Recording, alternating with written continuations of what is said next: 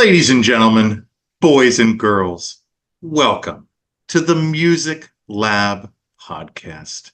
My name is Dogg, and I am so excited to be back with all of you for another episode of the podcast. As you can see, this man next to me, he's a familiar face. This is your third time on the podcast, Mr. Frank. Hold on. Do you do all your interviews at 10:30 at night?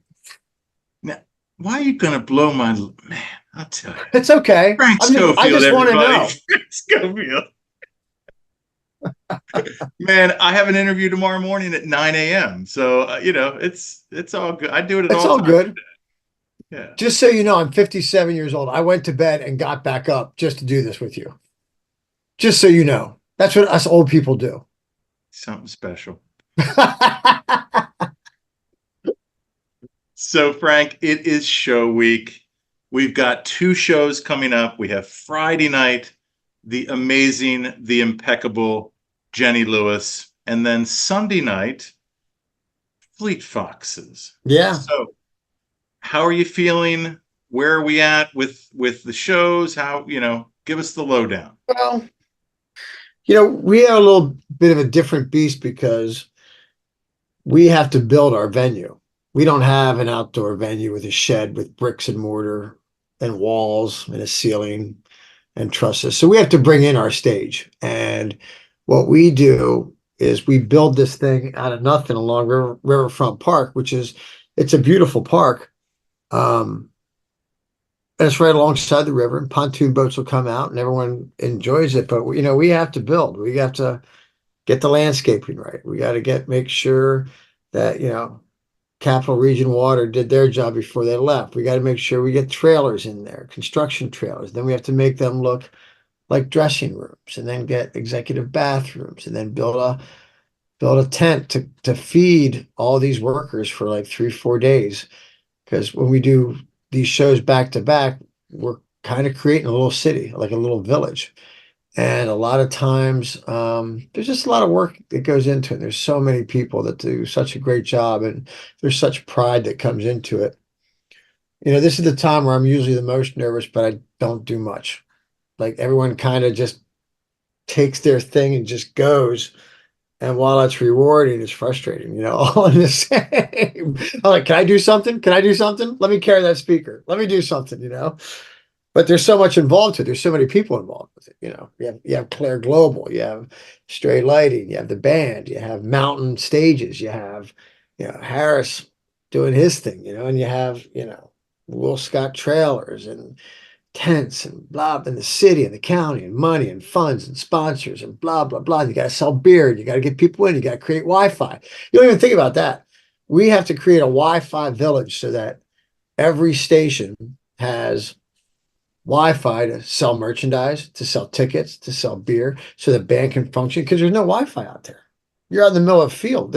So we have to bring in, a whole data resource energy bubble that goes around us, that we got to get that money, man. We got to get that.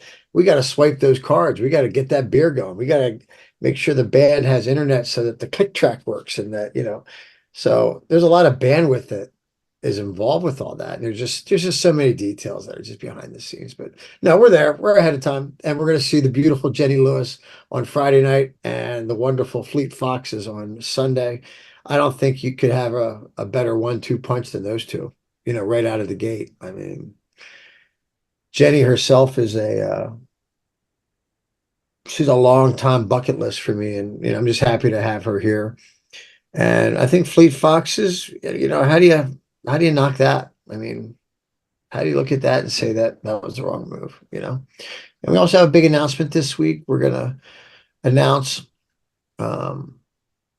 Brothers Osborne is going to be joining us in August, which I love those guys. I don't know if you've heard them or familiar with them, Yeah. but it's kind of an alt country indie vibe it's kind of ripping. Like, once they go, they go, But there's so many great bands out there, you just can't name one. There's so many. So I'm sorry that was the longest answer ever. No, so what do you feel like are challenges this year that you haven't faced in previous years with regards to setup and all that stuff? Hmm. Challenges. I don't think we have any real challenges. It's kind of just making it better every year is what we're doing. Because you We kind have of do a good job of you got to work with Capital Regional Water because they did a lot of work in that area, and we had to work. There's a you got to work with the city, and you got to work with the county, and everybody involved here, and it's just a big effort to push everything to get everything up and going. And my internal staff, the people at HU, you got to pay bills, you got to order stuff. I have Sarah Bozich helping me, who's done a great job marketing wise, and she just does a great job. But there's so much behind the scenes, and even um, there's so much communication that has to be done, whether it's with Shy Poke or the city or just everything. Like these things take a year to get up and get going. And there's not much wasted time for sure. between Are you Jenny coming to the shows? Lewis. Are you coming? Absolutely, Both absolutely. of them? Yeah. Yeah, Well, both of uh, them. Yeah, uh, yeah, 100% for Jenny Lewis, 80% for Fleet Foxes. So Fleet Foxes. Yeah. yeah. So I want to ask you, between the two bands, what was more of a challenge to get them to play in Harrisburg, either from a logistics Um, standpoint or from a financial I don't standpoint, know. anything? That's the one. It's hard. You put an offer in on a band. I can't say I've ever really been told this is why we're coming.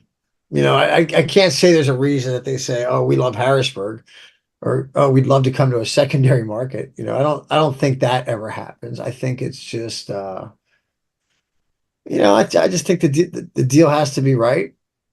They have to feel that they're going to win and that they're going to be treated well and it's going to be a good time and not an eyesore on their schedule that they have to look at and go, crap, we got to go to Harrisburg. They want to, so the agent wants to put the band in a place where they're excited all the way through, and we're just happy to be included with all these major markets and pretty hardcore venues that we're kind of grouped up with a lot now. Yeah. So do you feel like these artists and bands have to kind of do that dance because of Live Nation and because of their influence and because you're an independent It venue, or depends. Well, it depends on what kind of deal they have. I can't say what kind of deal they have, so right. I don't know. I don't But know do you what feel like happens. that's The more Live constable? Nation thing is just I can't even comment on it. I don't even know what does go on behind their scenes or what moves them. I mean, I know it moves them money, but outside of that, it's because they're a publicly traded stock. So I'm a boutique indie secondary market promoter, you know, with that's done great things over the past 6 years, you know. So Yeah. I think Would you? everyone does. I think the industry is hard, and I think if you're a promoter, whether you're Live Nation or whether you're a guy out of Pittsburgh being a promoter, or a guy out of New Jersey being a small promoter, or you're mid-level like AEG, like I shouldn't say AEG mid-level, but I think whatever you're doing, it's a hard market right now, and it's hard to get every ticket and you got to fight for every ticket sales, everyone, and you see all the stories out there, and it's a rewarding industry and a hard industry. It has its good days and bad days. And if you take anything personally, you're in trouble because it's tough. It's really tough. Yeah. And it's an industry that is impossible to predict. I mean, case in point, the Black Keys, announced that arena tour and then cancel it, what, 2 months later. J-Lo did the same thing, and everybody says, oh, it's because of ticket sales. Well, I think that's only part of the problem, correct? Or part Yeah. of the issue. Um, I don't know what happened to Black Keys. I did ask someone that I thought would know because I was like, give me the story. What Right. really happened there? Like, was it ticket sales? Was it something behind the scenes? Was it a bad deal? And I didn't get the flat out answer of it was ticket sales, you know. But I know ticket sales are tough. And I know the economy's tough. And I know it could happen because of the election. It could be because of society. It could be because of the economy. It could be there's so many things that it could be. Um, but I think salaries are getting different and people's money's different. And it's not like coming out of the shutdown where it was like people had money and interest rates were great and things are awesome. Like these are, and I see it even with businesses. Like things are a little quirky right now. If that makes sense, you know? Well, and I think too, and you can speak on this because I'm sure you've seen this with your ticket sales. Um, at the NIVA conference, Eventbrite did a study or did a presentation that I think 85% of ticket sales are now within 7 days of the event. Yeah, I mean, that's probably that's yeah. that's But amazing to me. but okay, you can say that. Yeah. But when you put a show on sale, when you put a show on sale, meaning you announce it, you know pretty quick if you got a winner or if you're gonna struggle across the line. Because honestly, you're only gonna make money on like 30% of your shows. You know, you really gotta fight ticket. And that 30%, you gotta make sure you get what you get, you know. So you know right away what you got. But is the trend that it's getting closer to that? Yeah, that's probably true. We've seen some of that. We've seen some nice walk-ups, and we've modified our pricing, our dynamic pricing to indicate that. So a ticket's more, you know, a day of or a couple of days before than it was. We try to incentivize people to get their tickets early. Yeah. Well, and I think, but bands by doing the artist pre-sales, venues doing pre-sales, there's so many ways to get tickets before the public, but in this era of Ticketmaster, when they have the monopoly, how many times I know you can speak on this, how many times have you gone on when it's supposedly on sale and it's immediately sold out? Like the frustration level for fans is just, I think, an Yeah, all-time high. I'm And sure it's brutal. You know, and I yeah, still buy tickets and I still, you know, I bought tickets for the National in Cage. And yeah, I paid, but you know, it is what it is, you know. The artists are getting the buck right now. The artists are getting it. And the big shows are selling. It's the mid-level ones that are having trouble, and the small indie ones are more localized, the smaller club venue ones. So um I don't know. It's a good industry. I'm glad I'm in it. I'm entrenched. So it is what it is. what do you feel like genre-wise live like is really been like kind of hitting lately? Is That's a it more very like that's indie a very rock? Is good it that's a very country? listen, I really appreciate that question to me.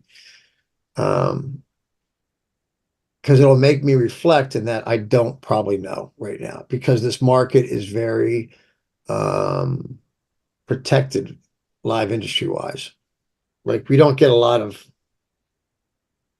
unless you're paying the freight, you don't get a lot of really good shows that are up and coming. Like, wow, like that moved you, you know, like the last dinner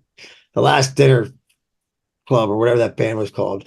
Um, you don't see much hot stuff. Like wet. Remember when I brought in Wet Leg? Wet Leg was like red hot. You know, like you couldn't get out of the way. Wilder Woods, red hot. Like stuff like that. That's like Turnstile. Remember when Turnstile? turnstile. Yeah. Yeah. Yeah. Stuff like that. Because now, you know, and I don't know if it's true, but I just think it's hard for a secondary market. Like when you have trouble selling a show, or when you have trouble, like they like going to the automatic Grand Slams, and the Grand Slams are always major markets because the majority of the people are there. So that's why when we created this 6, 7 years ago, we were creating something that out of that it doesn't exist in this market, and that's what we were kind of just tuning up and you know making work. You know, we wanted it to be uh, our little major market right here in Harrisburg, and that's kind of what we did and kind of where we're still at. Problem is just we grew, and then competition came in, whether it be HMAC or casino or you know, none of these people were here when we started. And then the casino, then these guys come in, and then all of a sudden, now I'm losing this show, I'm losing this show, I'm losing that show, I'm losing this show, you know. But I'm getting this one and this one. Um, so you just have to gotta constantly be moving, you know. That's the best way to put it. Well, I think from a venue standpoint, between Riverfront Park and the casino, it's a no-brainer as to which one is Um, a better venue. It's just a matter of, I know Riverfront Park's very beautiful, and I think it's the it's most amazing. beautiful Yeah. venue for to see any show on any summer night, no matter if it's 100 degrees or not. Don't let the weather push you away. Don't let the weather push you away this week. That Trey Anastasio show is the most regrettable show I think in my entire life that I did You not missed go to it? that show. Yeah, because of the weather, man. And all Oh my God, you should have come because of the weather. I know. You don't have to I'm going remind to me. tell you right now, that show, first I was shocked we got it. And then when we got it rained all day. And it didn't rain all day. It was a forecast that they were calling for 100% rain to start at 10 a.m. And they forecasted this like 3 days ahead of time. 10 a, it's going to start 10 a.m. and it's going to end at 9 p.m. Like they blocked this out. They said it's going to be constant. I've never heard a more defined Yep. weather forecast, right? So, day of, just walking around, like, but I'm telling you, and then we announced the show. We announced the set times for the show. And the funniest thing is the tour manager comes out and he comes up to me and he is pissed. He's pissed. And he's like, why would you make such an announcement at the exact time, set times of the show? Not consult us and let us know and blah, blah, blah. And I'm like, we advanced the set times. This is what we did. We're trying to do the best for our people. We want to get it out. And trust me, it was like clockwork. Those people hit the front door. We said he's going on at 8:05.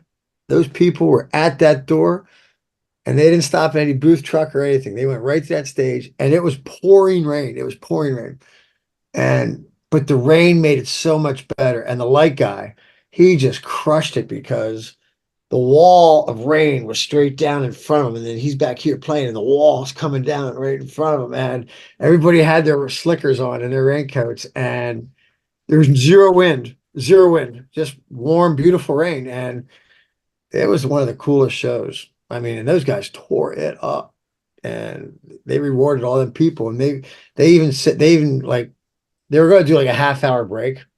They did like 5 minute a break. They only did like 10 minutes. They said, we want to get you out of here. Let's do this.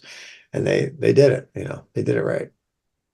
So It did you was get fun. to talk to Trey then at all or very briefly? I did not get a chance to speak with Mr. Trey. No. It's rare I talk to artists.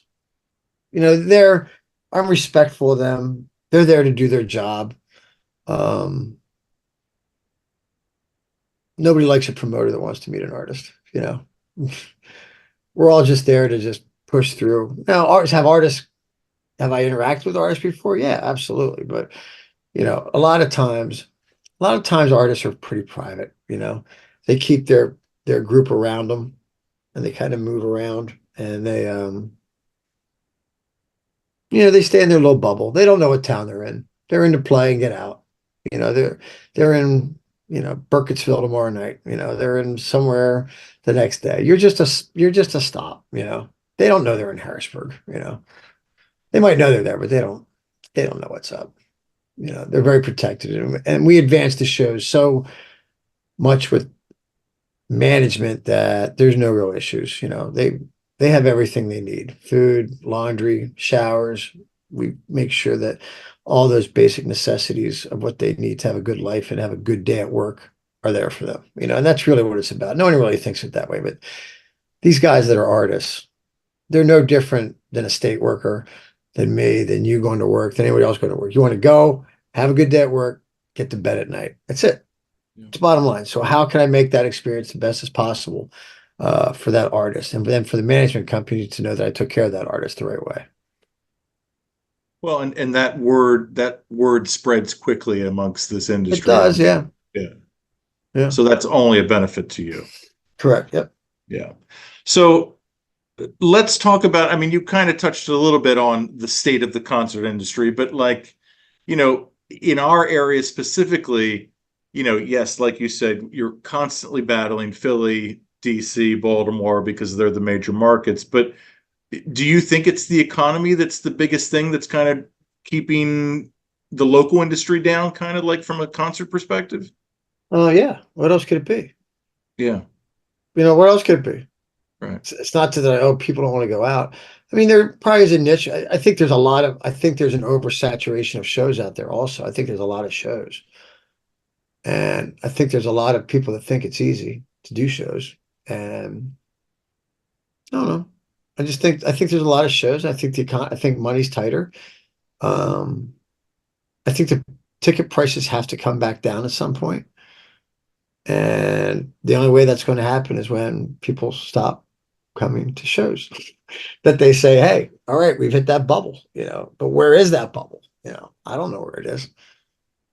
I I try think to keep my ticket prices the same and affordable, but at the same point, if I need to make budget on a show, like then I need to ask for X amount of dollars per ticket. So and then it's a mental chess. It's all a gamble. It's just all gambling. You just all try to figure out and hope you make money some night, not lose. And then plus give people good memories. I think I saw on Polestar that the average ticket price last year in this country was $120. I think I heard that today on the radio. Yeah. That just is mind blowing to me. When Yeah. I can remember seeing Pearl Jam in '98 for $25. But if you're in a certain class in the economy, you don't care.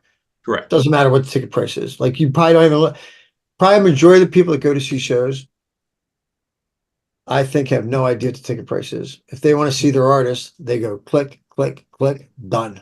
They don't think about it. Hey mom, I got tickets for the show. They don't know if it costs them $200 or $300. Fair? Yeah. So I think the people that are complaining are that lower demo of household income, expendable household income that it's affecting, it's pinching. And that's probably the demo that's gonna, I don't know, hopefully make or break the industry, but that seems to be the one that's making the most noise right now. And I think that'll affect the election, and I think it'll affect the economy. And um, it's funny how the economy goes up and down and perceptions go up and down also. Let's talk about the festival industry because I have noticed and I've seen a lot of either festivals canceled or again like Bonnaroo this weekend 70,000. They're usually like over 80. I think Coachella didn't sell out like in the first like 2 weeks for the first time ever in its history. Like it Yeah, took like I can't speak for the festivals because I just know this. And like again, I'll just say it again. yeah. It's hard what we do. And I know several people that run major festivals, very close friends of mine that we commiserate on a daily basis of the industry or what goes on. And it's hard to move any ticket. It's hard to get any sponsor. It's hard to get people to attend. It's hard to get a worker to be a wand person to wand people at the front gate and make the police come. And it's tough, but we all have a passion for what we do. We all have a passion for live entertainment. Live entertainment is the only medium that, timestamps people's memories. You always know where you were when you saw like YouTube back in 1992. You knew what girlfriend you had. You knew what kind of car you were driving. You knew how much money you had. You knew if you liked her or not. And there's no other medium that's like that, whether it be movies or television or books or anything like that. You don't remember when you read a book. You don't remember when you read or what show Hawaii Five-O was on. Or remember, like you don't remember anything like that. But concerts, boy, you remember everything about your experience at a concert. Because it's yours. It's your band. It's your little secret with this band that you love. It's not. You don't go with your buddy that loves the band also. You're going because you love the band. And you're the one that had to go, do you want to see that band? Huh. Yeah, I do want to go see the band. Like, so you made that decision. No one took you there. So then it's your secret. Mentally, it's yours. And that's why everything around you is so euphoric and the dopamine gets released and you love the band and it's your secret. And then you go to work the next day and you're the only guy that went to that concert. You're the only guy that had that experience. And you always wonder in your mind, why aren't more people doing this? And that's the beauty of the concert magic that we're all in. We just love it. It's ours, and we're the magicians. That's why we love it. If that makes sense. It's well said, my friend. I don't know if I could have said that better. So Thank you. Thank you. Yeah, Yeah, for definitely. sure. So let's speak of a memorable concert that you had recently. I want to hear about your experience seeing U2 at the Sphere in Las Vegas. Yeah, so we went back in October and I didn't know what to expect. I was always a big U2 guy. I love the band. And we went to this show. And even coming up on the venue, on the Sphere itself, it's a little mind altering. Like I didn't expect to be mind altered without mind altering elements. And you get in there and you walk around and it's just very utopian, very space-like. It feels like the Jetsons. It feels like the future. It feels like Tom Cruise is going to be running across it, like in a scene. And you go and get a burger. And what kind of burger would you like, Mr. Schofield? Well, sautéed onions, some fried pickles, and this and that. And it comes out so beautifully. And the soda is like in this cup that's just, and you're like, this experience before the show starts is, and this goes back to the whole experience thing. This experience to me is crazy. Like, why is this so good? Well, because Wolfgang Puck organized all the things, because you think about it, concert food sucks. Let's be honest. Concert food blows. You've never been to a good concert that has good food. It's all mass quantity crap. It's all food truck stuff, and it's all stuff that's put out by a vendor that does it every day, and it sucks. But they're paying attention to this stuff. They're making the experience that good. So then they got that going. And then you get in there and you look up at this thing and I wasn't expecting it, but then it starts, it gets going. U2 comes out and it's kind of a time, I don't want to say a time machine, but it's mind altering because it takes all of your senses and puts them in one. So there's no end of a stage that you're like engulfed in. Because when you look up, the stage goes all the way back behind you. The screens that they have will go all the way up and then all the way around, all the way to the back. So you'll look at the back and you'll see something in the back start to come, and then it's going to come down, and then it's in your view. And then the stuff that they do is pretty amazing. And U2 is great. I can't say I got into it. U2 is a band that I've seen. The last show that I saw was that one where the big screen came up and down in the middle of the ice rink. You know that Was show? that Zooropa? No, it was the one where the screen was the whole length of the Oh, arena. And the Elevation Tour? yeah, it was I don't know, it was like 10 years ago. I Yeah, yeah, actually yeah. it was like 7 years ago, and I saw it in Philly. Okay. And that was like that like banged you. This one didn't bang me. And I don't know if it was the sound. I thought the visuals were great, but um the kid on the drums wasn't there. It's a kid. It's funny. Because he was getting a surgery or something. They just didn't get me. I didn't feel it in my heart. I didn't feel it in my shoulders. I didn't, you feel bad, you hear it, you feel it, I didn't, uh, and I was worried that I thought U2 is going to be like going to Branson, like they're going to be their residency in Branson. I was like, oh no, they just jumped a shark on me. I was there when they did it. Like, I was like, but it's U2. Like, how do you mess with U2? And then I think the good part for them is that they went first for the Sphere because they didn't know what they had. And I thought the bad part for them was that they went first. They didn't know what they had. So they were limited and they had to do 50 shows, same audio, same video. They had to create it, crank it out and do it. So what does Fish do? Fish shows come in there. There was a lot of different video than what they were doing at the U2 show. U2 didn't use the whole screen. Those cats used the whole thing and more. And then I'm not sure if the Deb was as good as Fish. I think there's some open debate about that. I don't Um, personally, from what I've seen on YouTube, I thought the Grateful Dead like visuals were much better than right. Fish. So every band will probably get better and better and Yeah. better. Do I think it's the future of concerts? No, because that's a concert that doesn't have to be. You just have the artist just show up. Like they don't need their guitars. They need a guitar, but they don't need a light rig or a speaker gig. The speakers are already in the walls. Everything's there. They don't need a truck. They don't need it. They're not coming to town. They just show up in an airplane, walk off, walk in the building. Here's your guitar, sir. Boom. That's it. And it can be custom and done. I think there'll be one in London. I saw James Dolan speak in Los Angeles about it. And a thing with the Sphere, which I think is the biggest potential, is professional sports. Now, while no one's even talking about it, but I see this as you put an MMA fight in there, put that on the floor, you could pack that easily with everything that's going on. What about NBA basketball? You could put a full basketball court in there. Sure. I mean, the floor is big enough. You can do a lot of pro sports things that can go in there, but then there could be a lot of other uses for it as well. So I think it's a very exaggerant, expo center experiment. I think you'll probably see one in New York, maybe Los Angeles, but I don't see one coming to Pittsburgh or Philly or any of the other markets. That thing costs a lot of money to run, and that means you got to fill it all the time. I think Vegas could be the only place that can fill it all the time. Do you know how big that place is? Do you know the size? 20,000, right? Yeah. 20.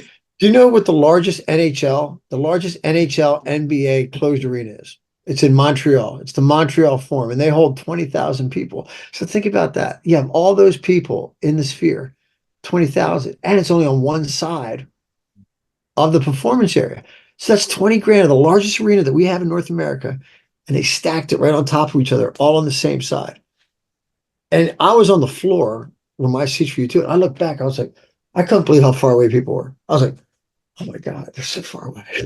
They're so far away. But it was fun. It was a great experience. I love So Vegas. what was the concourse like? You said it was kind of space like, but like was it spacious? Like did you have a lot of room or did you feel Oh like yeah, you were you could have had a party. There was a party outside the party, you know. wow. Um, and the way they poured hydration, they moved it effortlessly. It's state of the art, dude. All aspects, food, bathrooms. There was nothing left behind. Nothing left behind on this. There was nothing that they didn't. James Dolan and Madison Square Garden did this right. They did a great job. Yeah. Hmm. So I know you didn't want to talk about the Live Nation antitrust suit. My only thing about it is I don't know if anything's going to change no matter what the outcome. Do you kind Yeah, of I don't feel the know enough same about. way? So Yeah. I don't know enough about the suit, and I know what the overall broad claim is, Right. but I'm not expert enough. Yeah. I enjoy Ticketmaster. We use it as one of our ticket hubs as we sell tickets, and I'm very happy with it. I don't think we'd want to go with anybody else. They market well, they get it right. It gives everyone a chance. Everyone knows where to go to get your tickets. Um, and I just don't know enough about the tethering of the two or enough about them or Live Nation on any aspect to even comment on it. Yeah. Yeah. No, fair I enough. think they do a lot. I think they're really big. That's what I can comment on. Yeah, I didn't realize like that they have like 80% of the amphitheaters. Like they manage over 400 artists and bands. Like that blew my mind. Like I didn't realize, which again, like that any of those artists, like if you're trying to, tap into any of those tours, like there's a lot of hoops that they have to go through, correct? Yeah. Yeah. I mean, they got their hands in everything. They're out there. There's a day I don't run into the name. It's out there. Yeah. Um, so personally for you, your summer concerts, anything that you're going to, anything that you're looking forward to? Personally, Yeah. I bought tickets. I bought Black Keys tickets. Um, I bought. I got tickets for the National with what was it Young? No, Nationals War with who? drugs. Oh, War on Drugs. Yeah. And then I got Cage Elephant with Young the Giant. And I think I'd probably like to attend the Foo Fighters show in Hershey. I think that's going to be a cranker. Um, besides that, it's a busy season. At some point, you just shows just become, there's just so many great shows out there, great artists out there, and you just have to sometimes pick what you're going to go. to it. Maybe that's what's going on also. Maybe they got a little Frank in them, you know. Yeah, I don't need to see everything, you know. Isn't there a show that you'd rather that you're up for the show and you're like, nah, I'm good. Yeah, Right. it It happens. happens. Yeah. I Yeah. mean, we have 6 shows in July, and I'm hoping that we go to all 6, but there's a good chance that we might only go to 5 of them, but that's still Right. pretty good. Yeah, it's hard. It's hard being and it's hard to not get burned out, Yeah. you know. And the long drives, and it's not all the shows can be, 45 minutes away. Right. It's nice to have it in the back in your But at backyard. Riverfront Park, my friend, we have great shows. Let's go through them. Yep. You got your pencil and paper ready? Yeah, absolutely. I So know, man. we're going to start with Jenny Lewis, the beautiful Jenny Lewis, and then the wonderful Fleet Foxes. And then we're going to go into the great Black Pumas. And then we're going to get into some Orville Peck, who is dynamic and great on all senses. And we just announced Brothers Osborne. So that's 5 beautiful shows at Riverfront Park that we're very excited about bringing. And Brothers Osborne, they're just, if you've ever heard any of their songs, those Mhm. riffs, they just roll, man. Those guys are bangers, you know. Where are they from? Who? Brothers Osborne, They're from Tennessee, I believe. Tennessee. Okay. Right. Okay. Gotcha. Um, Obviously you listen to a lot of music and you have your pulse on. What band should we be listening to, or what bands are you into lately? I like Royal Otis. I think that's an up and coming band that I think's great. Richie Rich and the Coal Miners, I think are a really good band. There's a lot of bands that it's so hard to just the discovery process for promoter for new bands is you got to know a year ahead of time when a band's going to break. And it's hard to get in front of what band is breaking and when they're going to do it. And you just kind of just, monitor and figure it out the best you can. That last dinner supper, guys are dynamic. Great. DIV, that's another one. Um, Colony House, it's a great alt band. There's a million bands out there, a million of them. Sure. And you don't need a studio anymore to make a great record. You don't need an agent anymore to be a great talent because of this global village of how it shrinks. But the good ones get through, and hopefully you see them and you grab them and you get them under contract, and you try to line them up and take it from there. But it's a cycle, and the cycle's no different for a promoter as it is for an artist, as it is for an agent, as it is for the consumer. You get in, you're hot, you go back down, you go back, and it's just a cycle. You just got to be aware that when you're in the cycle the whole time, that you got to step back sometimes and realize it's a cycle, or you get too caught up, you get too close, and then you get your emotions involved, and that's where it gets sticky. Yeah, you're right. You kind of have to keep emotions out of it, Yeah. unfortunately, because like you said in the beginning, like 30% of your shows are the ones that are making money. Like Yeah. that's not a good ratio. And this is not when you look across the board of concerts, outdoor concerts, there's not much out there. There Yeah. is not much content. There's not many shows compared to past years where you're like, they're everywhere. Like there's not a lot out there right now. If you look around, like how many shows you hear out of Pier 17? How many shows you hearing out of Granville? How many shows you hearing out of New York or Forest Hills or you know who's got the best lineup is Merriweather. Merriweather crushes. Those guys are independent monsters, and they have the coolest curator, the coolest shows, which I just love. I just think they're awesome.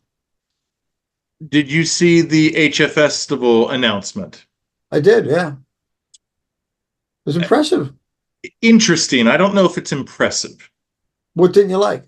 Well, the lineup is solid. Like 5 of those 8 bands I would see, Yeah. but at 250 for field seats and 150 Well, for that's not what just, you're saying. You talked about the lineup. Now you're talking about ticket prices. well, I'm talking about the whole experience, and that Yeah. it has to do with the prices. I remember HF Festival, you were getting a freaking 10 to 15 band lineup and you were paying $50. Now, Right. granted, obviously times are different, but I think when you like try to revamp something like that, people's nostalgia also comes with the pricing of it. And when you level them with this type of pricing, like I saw the backlash, like it's not good, man. Like people Yeah. are not happy. Yeah. And, It's, like it's again, hard. like you said, it's just so tough to be able to. I can't speak for what they went through to get those decisions to where they Sure. were. Yeah. I Yeah. can't tell you how many decisions I've made that I've regretted, and they just to do what we do. And I think this is anybody in anyone's life. You have to make quick decisions, and either it's the right decision or the wrong one. And if you made the wrong one, you got to move on and just keep going. But you have to admit that it was a wrong one and look back and go, yeah, I should have done this differently. You know, like I can tell you right now, I made a decision a while ago about our logo. We changed our logo for the summer show. I Yeah, can't you stand it. did. Drives me nuts. It drives me nuts. I can't stand it. But I knew at that time it's the decision I made. And at the time it was the right decision. But looking back how I had to apply it to cups and banners and this and that and this and that. And then I had to modify it with who I was working with and how we were using it and this and that. There's just sometimes you make bad decisions, and you just got to move and live with it and like keep going. And that's the same with booking artists. You got to book it and keep going. It's all good. I mean, that's why we do what we do. We love it. We love what we do. No one that works for me doesn't love what they do. And So, that's why I'm very proud of my staff at Riverfront Park. well, again, I mean, you have a lot of your volunteers have been with you since the beginning, Oh, correct? they're Like I loyal see a dogs. lot of the same faces every year when we go. Yep. Yeah. There's they just have a lot of pride. They just love it. They love seeing the people. They love getting out. They love getting their shirt and like saying hi to people. And we're not pushing anybody around or yelling at anybody. We're just in a park, please, with a small barricade fence. We're just small. Like we're not. This isn't rocket scientists. It's the oldest industry in the world. It's not even retail. We're like vaudeville showmen that put a show on and then have people enjoy it and then they clap and everyone has a good time and they kiss their wives and they hug their daughters and they'll have a good time. And that's all we want to do is give people good memories. And that's what I'm most proud of. Yeah, and really that's at the end of the day, that's really what it all matters, right? Yeah, we're not throwing anybody out. We're not causing trouble. You know, Yeah. Well, it starts with a great venue. With Riverfront Park, you have that XL Live, what a phenomenal venue. So you have at least that going for you and your expertise and your knowledge. I mean, it's working, man. Like you're doing well, I'm something learning right. every day and we always need to be better. You always got to learn.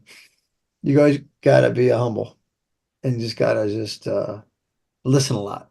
And that's what we're doing. Like, my biggest challenge right now is I have to get misters because it's going to be 100 degrees. And I'm dedicated to get misters at Riverfront Park so people can have the optical illusion of being cool.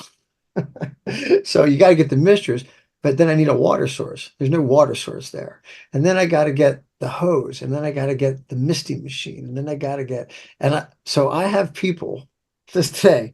I have the police department, the fire department, Capital Region Water, and us.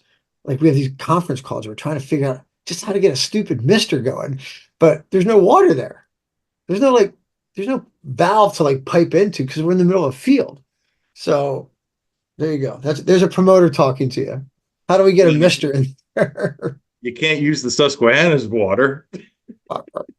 I guess not. No, I guess that's not healthy, right? You can't throw river water on people, but you can't. So what do we do? You know, it's kind of like, okay, how are we going to do this? But I guarantee you, it's going to be like Apollo 13. We're going to figure this out. I'm going to dump all these things on the table and say, how do we get misters? And that's kind of the fun of what we're doing. Yeah. I can't believe that there's many options out there for misters at a commercial There's not level, right? options. There's just none available. We just have to figure it out. And there's no water source. And then you need a power source to power the water to get through the mister. You see what I'm saying? It's Right. crazy. Yeah. And that But same power these has are to real power the life, rig. but trust me, these are real life promoter issues that happen every show. Every show. How do we get a symbol for that cat that just busted his drum kit? And we got to get to a drum shop. It's almost like Kevin Costner doing what I do is being like Kevin Costner out the mountain, like, well, Jamie needs a chicken. So and so's getting married, needs a wedding gift. It's that whole thing of what every day is like, All right, what are we doing today? Stupid. Okay, this is stupid. Because in the end, this is all stupid. So it's just we're having fun being stupid. And that's why I love what I do at Harrisburg University. So my last question for you. Go ahead. Your opener for the Black Pumas, Yeah. Lamont Landers. Yeah, how'd you feel about that? Are you familiar with him? Yeah. Are you?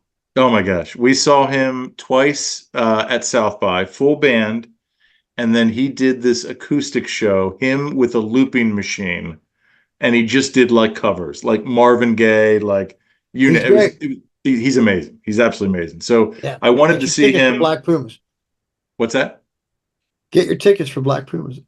Be a great Yeah, show. yeah, it will be. It will be. Yep. But anyway, He's yeah, awesome. he was opening up for St. Paul and the Broken Bones at Tipitina's in New Orleans. And I was in Lafayette for Festival International, and I missed him by a day because we were in New Orleans the following day. But Okay. yeah, are you? I'm not a big Saint, or I'm just not real familiar with St. Paul and the Broken Bones. Have they played at XL? No, but they've been in recent conversations we've had. Okay, oh, okay. We've had conversations with management about that group. Are they Wasserman I or who think are you'll probably they? see him soon. You won't see him outside. You'll probably see him at XL. Yeah, are they Wasserman or who are they? Who are they managed? St. Paul is High Road. I read. High Road Touring. I got to meet some people with Mint Talent Yep. at South by. I got to meet some people with what's his company. Anyway, he was West Coast, Los Angeles, but Yep. yeah. Anyway, well, Frank, as always, thank you so much for doing this. Your third time on the Third podcast. time. Third time is the charm, buddy. When will you post this? We're gonna post this tomorrow. Yeah, yeah, All right. Make yeah, sure Sarah knows. We'll yeah, get it. And then we'll double post it. We'll double yeah. post it. Yeah, that sounds good. I'll probably I'm gonna release it probably at 6 p.m. tomorrow. So Okay. I will. You want me to shoot her an email like tomorrow morning? Yeah. Yeah, Yeah. that's fine. She knows we're doing it. So yeah, Sounds good. 100%. All right, buddy. I appreciate you. Of course. Ladies and gentlemen, Frank Schofield. Your official title is what? Program director? I What? don't even know anymore. I don't even Okay. know. It's just dude. Just Dude that dude. brings concerts to the area. Dude. It's just the dude. That dude. Not even the dude. That dude. Because the dude means you're someone. So I want to be that dude. Because Well, yeah, that and dude is nothing. Lebowski already took the dude. Yeah, you can't be the dude. I love the Big Lebowski. It's one of my favorites. Yeah, it's a good movie. Now my kids have seen that movie. And I'm like, what's wrong with you? Like, but they don't make good movies anymore. So Yeah, man. I don't think anybody that's born after 2000 probably knows anything about the Big Lebowski. right. We're Yeah. getting old, buddy. All right. Well, I'll see you Friday night. Sounds good, brother. I All right. appreciate it. Again, ladies and gentlemen, I've been Dogg. You've been great. This is the Music Lab podcast.